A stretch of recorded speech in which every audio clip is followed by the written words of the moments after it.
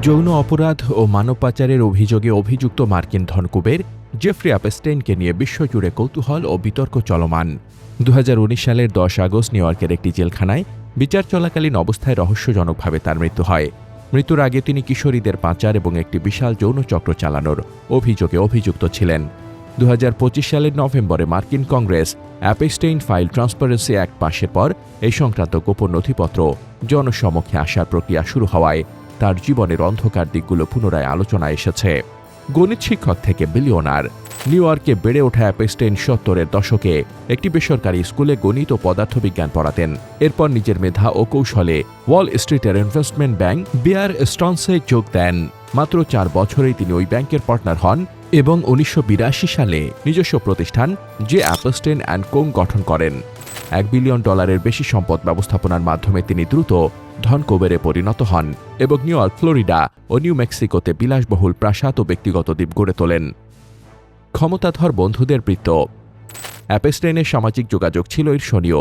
সাবেক মার্কিন president Bill Clinton, Donald Trump থেকে শুরু করে ব্রিটিশ রাজ পরিবারের প্রিন্স অ্যান্ড্রু, সৌদি যুবরাজ মোহাম্মদ বিন সালমান পর্যন্ত তার বন্ধু তালিকায় ছিলেন। ২০০২ সালে এক সাক্ষাৎকারে ট্রাম্প তাকে চমৎকার লোক হিসেবে অভিহিত করেছিলেন।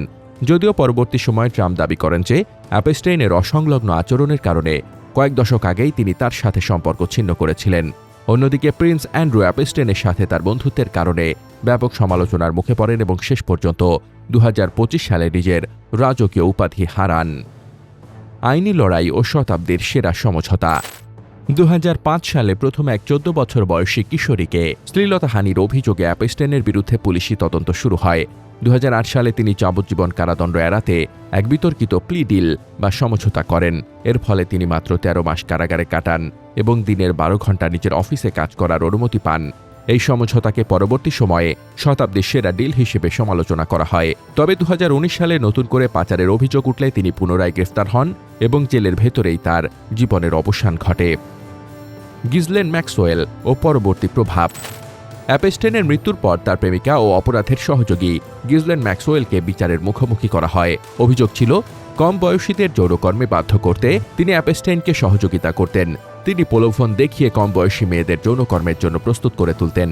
২০২১ সালে কিশোরীদের পাচার ও প্ররোচিত করার অভিযোগে তাকে ২০ বছরের কারাদণ্ড দেওয়া হয়।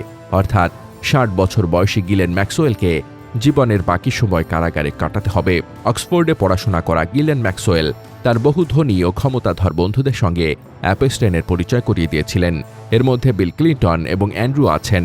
ম্যাক্সওয়েল পরে আদালতে স্বীকার করেন যে অ্যাপস্টেইনের সাথে পরিচয় হওয়া তার জীবনের সবচেয়ে বড় অনুশোচনার বিষয়।